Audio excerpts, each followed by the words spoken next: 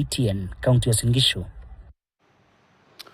Naam, tukitoka kaunti ya Uasin Gishu sasa tuelekee kaunti ya Kiambu. Familia moja katika kijiji cha Mugudha Juja kwenye kaunti ya Kiambu imekumbwa na majonzi baada ya jamaa wao wawili kutoweka ndani ya saa chache katika mazingira ya kutatanisha. Kutoweka kwao kumetikisa jamii na kuibua hofu pamoja pia na maswali kuhusu usalama wa eneo hilo. Na kama wanavyoarifu mwanahabari wetu Ian Nzive, jamaa wanasema kwamba masaibu haya yamewaacha na moyo uliovunjika, huku polisi wakianza uchunguzi katika juhudi za kuwatafuta Jane Njeri na James Ndung'u.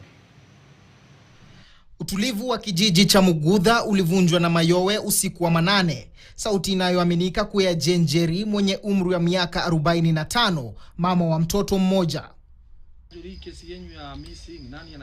Asubuhi ilipofika, Njeri hakuonekana tena. Cha kushangaza ni kuwa hakukuwa na dalili za mlango kuvunjwa, dalili za wizi au dalili zilizoashiria mapambano katika sehemu yake ya makazi, hali iliyowaacha wengi na maswali. Nilisikia kumepigwa nduru usiku wa saa 8. Kutoka hapo pia yeye amekuwa akikosekana kutoka hiyo siku. Simu yake imekuwa ikiingia mteja na pia tumekuwa tukimtafuta na tujapata ripoti yoyote. Saa machache baadaye, jamaa mwingine James Ndung'u naye alitoweka. Simu zao zilifuatiliwa hadi maeneo tofauti ndani ya kijiji hicho kabla ya kuzimwa, jambo lililoongeza hofu ya mazingira ya kutoweka kwao. Mwisho tuliongea ilikuwa kuhusu kazi.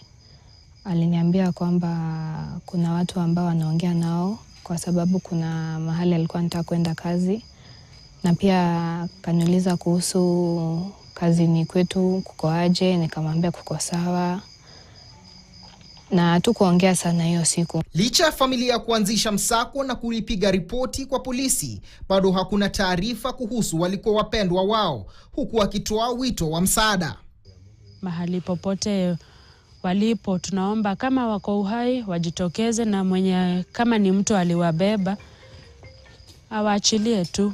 Tunawahitaji, na kuna mtu mwenye anahitaji mama yake. Wakazi wa Mugudha sasa wamesalia na maswali kuliko majibu, wakihofia usalama wao kufuatia tukio hilo tata. Ian Nzive, KTN.